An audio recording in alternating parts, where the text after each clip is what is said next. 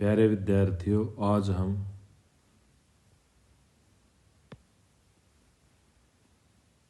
कक्षा 7वीं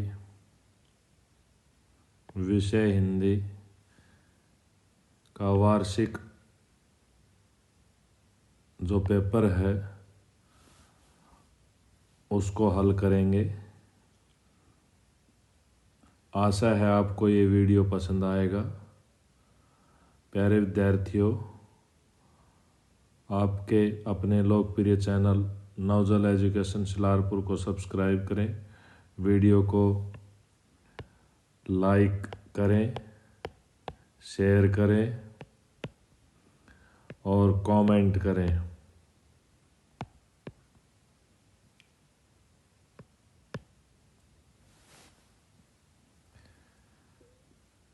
हम पंछी उन्मुक्त गगन के कविता के आधार पर अरमान शब्द का क्या अर्थ है? अरमान का अर्थ इच्छा है।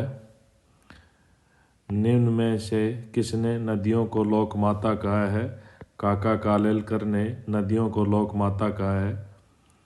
कठपुतली कविता के अनुसार पाँव पर छोड़ने का क्या अर्थ है? पाँव पर छोड़ने का अर्थ है स्वतंत्र करना।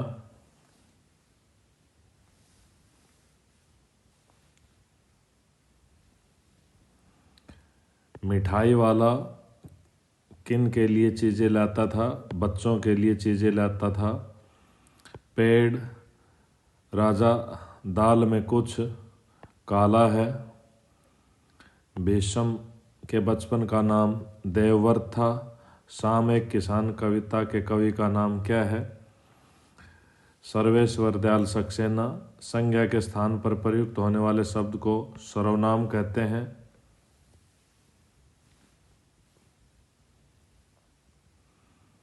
नीलकंठ पाठ के अनुसार आम की टहनियों में छिपकर कौन बैठता था? नीलकंठ बैठता था। धनराज को सबसे अधिक प्रेरणा कहाँ से मिलती थी? अपनी माँ से मिलती थी। आस्तीन का सांप मुहावरे का अर्थ धोखेबाज होता है।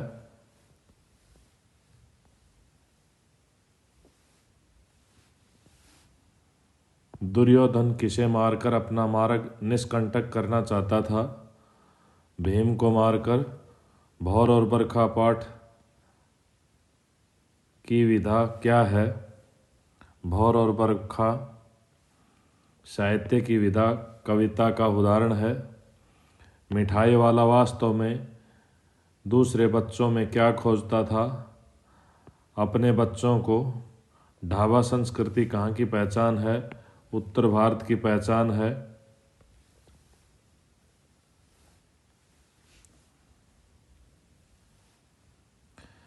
अहमदाबाद में स्थापित आश्रम का संविधान किसने तैयार किया? आश्रम का संविधान गांधी जी ने तैयार किया। हॉकी का जादूगर किसे कहा जाता है? ध्यानचंद को कहा जाता है। वीर कुंवर सिंह के व्यक्तित्व की कोई एक विशेषता लिखें। वो साहसी था, उदार था, चतुर था, बुद्धिमान था। तो प्यारे बच्चों, आप इनमें से किसी भी एक विशेषता को लिख सकते हैं। लोहे के चने चबाना मुहावरे का अर्थ क्या है? कठिन संघर्ष करना। कठिन संघर्ष करना। राजा द्रुपद को बंदी किसने बनाया? अर्जुन ने बनाया।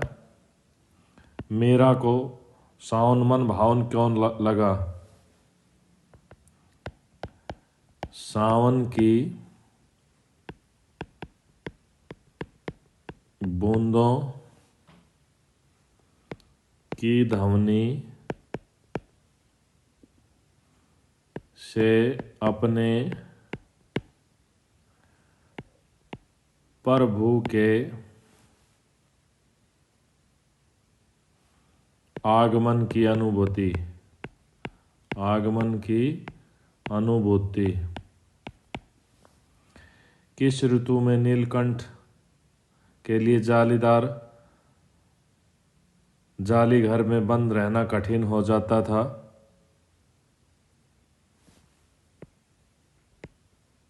बसंत में एक दिन का कविता से शिक्षा क्या मिलती है? कभी भी घमंड नहीं करना चाहिए। तरवर फल नहीं खात है। इस पंक्ति में तरवर शब्द का अर्थ पेड़ होता है। यासु की चांद को अपने पेड़ पर चढ़ने के लिए किसने अथक प्रयास किया? तो चांद ने। ये हमारे जो छोटे 25% थे उनका हल प्रारूप हो गया।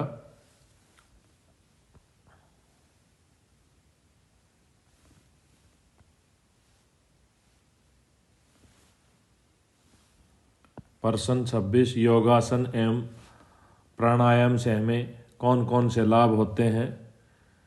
योगासन प्राणायाम के निम्न लाभ होते हैं।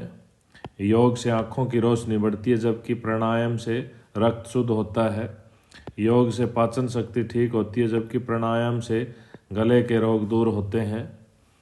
प्रश्न 27 भाव स्पष्ट कीजिए। हम बहता जल पीने वाले मर जाएंगे भूखे प्यासे। हम पंछी बहता जल पीने वाले हैं, हम भूखे प्यासे मर जाएंगे। कड़वी निबोरी सोने की कटोरी में मिलने वाली मैदा से अच्छी होती है। प्रश्न 28 कठपुतली को गुस्सा क्यों आया? कठपुतली को अपने शरीर के आगे पीछे बंधे हुए धागों को देखकर गुस्सा आया।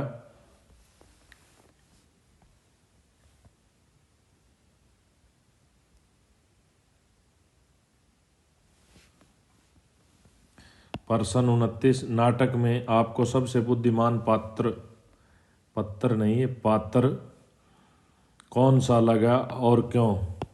नाटक में सबसे समझदार पात्र कौवा है, क्योंकि कौवा की बुद्धि के कारण ही लेटर बॉक्स संदेशा लिख पाता है एवं लड़की उस दुष्ट आदमी से बच जाती है। इसके अलावा कौवे के पास सभी समाचार रहते हैं जिसे वह सबको घूम घूम कर बताता है और वह उनके काम आती हैं।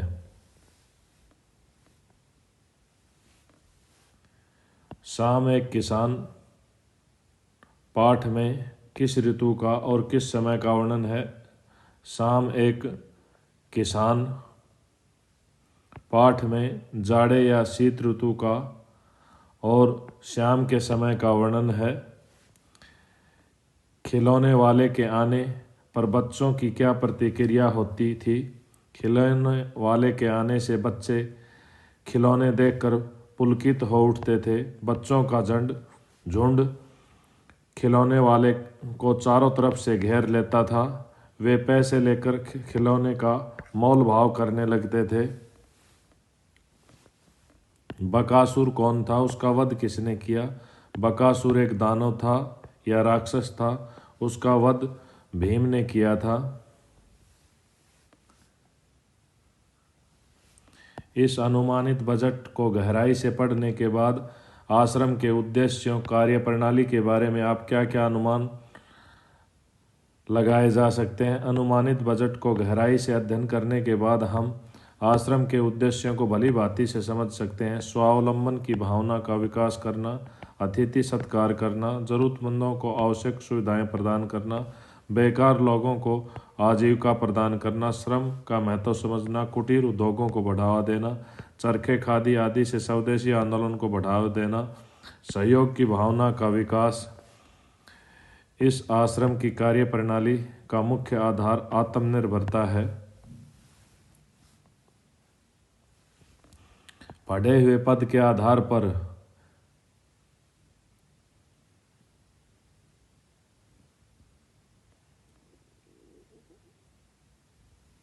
या भौर बरखा के आधार पर ब्रज की भौर का वर्णन कीजिए। पद में ब्रज की सुबह का अत्यंत मनोहर वर्णन प्रस्तुत किया गया है। ये यहाँ आएगा, ये ऐसे। ब्रज क्षेत्र की भोर चहल पहल और गतिशीलता से भरी हुई है। भोर होते ही घर घर के दरवाजे खुल जाते हैं और लोग अपने अपने कामों में व्यस्त हो जाते हैं। गोपियाँ दही मथने लगती हैं और उनके कंगनों की झंकार से ऐसा प्रतीत होता है कि मानो ब्रज की सभी गोपियाँ दही मथने की क्रिया में मगन है। साधु संत जन द्वार पर भिक्षा मांग रहे हैं एवं ग्वालों के बच्चे खेलने कूदने लग रहे हैं और वे माखन रोटी खाते हैं एवं जय जय शब्दों का उच्चारण करते हैं। नीलकंठ ने खरगोश के बच्चे को सांप से किस तरह बचाया, इस घटना के आधार पर नीलकंठ के स्वभाव की विशेषताओं का उल्लेख कीजिए। जब सांप ने खरगोश के बच्चे को अपने मुंह में दबा लिया तो उसकी ची ची की आवाज़ सुनकर पेड़ पर बैठा नीलकंठ उसके पास आया और बच्चे को बचाने के लिए उसने सांप के फन के कुछ पीछे अपनी चोंच से वार किए, जिससे कुछ ही देर में सांप ने खरगोश के बच्चे को छोड़ दिया। उसके बाद उसने सांप को मार डाला और सहमे हुए खरगोश के बच्चे को अपने पंखों में छुपाकर उसे सहारा देता रहा। उसके इस व्यवहार से पता चलता है कि वह वीर साहसी और संकट में अपने मित्रों का साथ देने वाला था। हिमालय की यात्रा में लेखक ने किन किन की प्रशंसा की है? हिमालय की यात्रा में लेखक ने हिमालय की अनुपम छटा की, नदियों की अटखेलियों की, बर्फ से ढकी पहाड़ियों की, पेड़ पौधों से भरे घाटियों की, चीर या चीड़, देवदार, सरो, चिनार, कैल से भरे जंगलों की प्रशंसा की है। आँख में तिनका पड़ने पर घमंडी की क्या दशा हुई? आँख में तिनका पड़ने के बाद घमंडी की आँख लाल होकर दुखने लगी। वह बहुत बेचैन और परेशान हो गया और उसका सारा घमंड एक ही क्षण में समाप्त हो गया।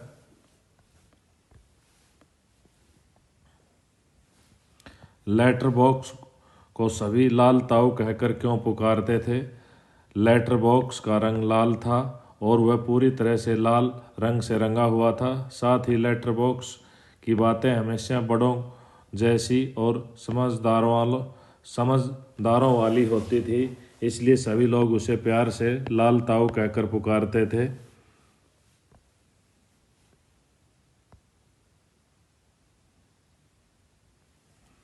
खान पान में बदलाव के कौन कौन से फायदे हैं? फिर लेखक इस बदलाव को लेकर चिंतित क्यों हैं? फायदे कौन कौन से हैं? भिन्न भिन्न संस्कृतियों को जानने का मौका मिलता है, राष्ट्रीय एकता को बढ़ावा मिलता है, अलग अलग प्रकार के भोजन खाने को मिलने के कारण रुचि बनती है, देश विदेश के व्यंजनों के बारे में जानकारी होती है, गृहिणियों व कामकाजी महिलाओं को जल्दी तैयार होने वाले विविध व्यंजनों की विधियां उपलब्ध होती हैं, स्वाद, स्वास्थ्य, सरसता के आधार पर भोजन का चयन कर पाना, समय की बचत। खान पान में बदलाव आने से होने वाले फायदों के बावजूद लेखक ने इस बदलाव को लेकर चिंतित है, क्योंकि उसका मानना है कि आज खान पान की मिश्रित संस्कृति को अपनाने से नुकसान भी हो रहे हैं, जो इस प्रकार हैं। स्थानीय व्यंजनों का चलन कम होता जा रहा है, जिससे नई पीढ़ी स्थानीय व्यंजनों के बारे में जानती ही नहीं है। खाद्य पदार्थों में शुद्धता की कमी होती जा रही है, कुछ व्यंजनों का स्वास्थ्य की दृष्टि से उचित न होना।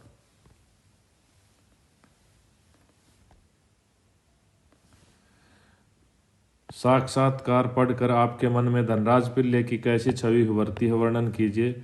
साक्षात्कार पढ़कर हमारे मन में धनराज पिल्ले के व्यक्तित्व के विविध रूपों की झलक मिलती है। एक ओर उनका धैर्यवान चरित्र उभरता है, वहीं दूसरी ओर वे एक तुनक मिजाजी व्यक्ति भी थे। वे अत्यंत सरल सहज स्वभाव वाले व्यक्ति थे। वे एक स्पष्ट वक्ता थे, वहीं भावुक प्रवृत्ति के व्यक्ति भी थे।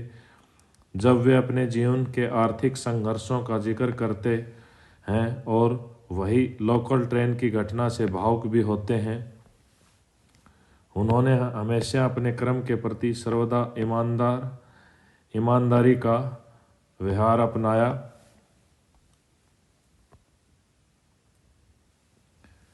मान लीजिए आपको कोई बाल आश्रम खोलना है। इस बजट से प्रेरणा लेते हुए उसका अनुमानित बजट बनाइए। एक बाल आश्रम खोलने के लिए विविध और विभिन्न साधनों की आवश्यकता होगी। अगर बाल आश्रम में 25 बच्चे हैं, उनके लिए 5 कक्ष होने अनिवार्य हैं।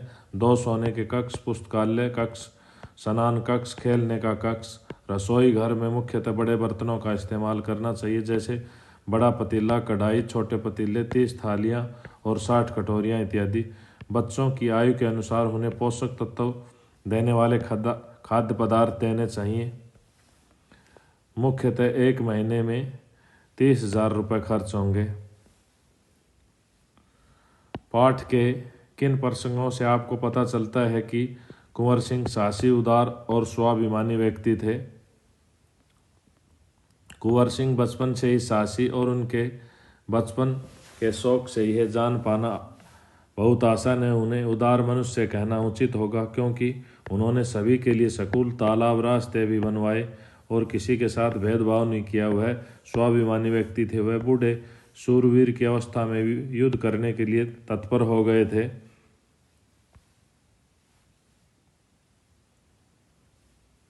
अब प्रश्न 43 है, सह प्रसंग व्याख्या करनी है हमें। ये वसंत भाग 2 का कविता 1 है। हम पंछी उन्मुक्त गगन से लिया गया है ये पद्यांश। इस कविता के कवि का नाम शिवमंगल सिंह सुमन है। यहाँ पक्षी के माध्यम से मनुष्य के जीवन में आज़ादी के महत्व को दर्शाया गया है। ये इसकी व्याख्या है। प्रस्तुत कविता की पंक्तियों में पक्षी अपने दुख को सभी से साझा करते हुए कहते हैं कि हमें सोने की जंजीरों से बने हुए पिंजरे में बंद कर दिया गया है, जिसके कारण हम अपनी उड़ान की कला और रफ्तार सब कुछ भूल गए हैं। अब तो केवल सपने में ही देखते हैं कि हम पेड़ों की ऊंची डालियों पर झूला झूल रहे हैं। यह अंतिम प्रश्न है। इस गद्यांश को पढ़कर हमें प्रश्नों के उत्तर देने हैं।